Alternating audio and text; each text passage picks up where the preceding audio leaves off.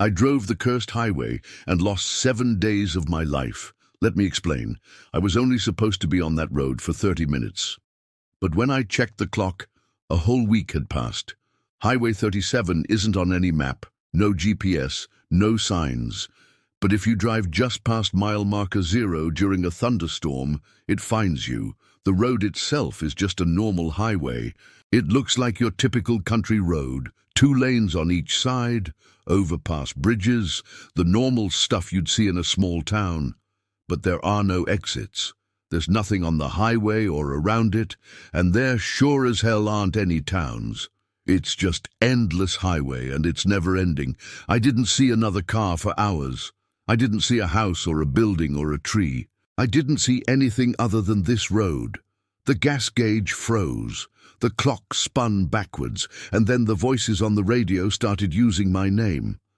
That's when I knew something was wrong. Something was very wrong. I tried turning around, but the road just kept going, and after a while the storm outside the window stopped.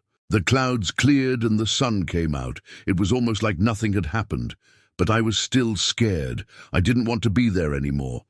So I kept driving, and eventually I saw a road sign that said, "Welcome to Townville," which was weird because I didn't see any towns. But then I saw a house, an old Victorian-style house with lights on in the window. So I pulled up to the driveway and I knocked on the door and asked the people inside if they could let me use their phone to call a tow truck because I needed to get out of there.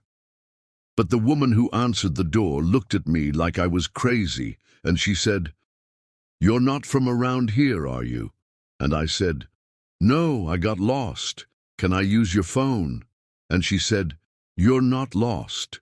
You're home." Then she invited me in and offered me a drink, and I accepted because I was thirsty. But as soon as I took a sip, she turned to me and she said, "You shouldn't have come here. You shouldn't have driven that road." And I asked her why, and she just shook her head, and she said, "You're not from around here. You don't understand. You should leave." So I did. I left as fast as I could. When I woke up, I was parked outside my house. The car was smoking. The engine was knocked over. My fingernails were worn down like I'd been clawing something, and all my clothes were torn to shreds. I got out of the car and I ran inside.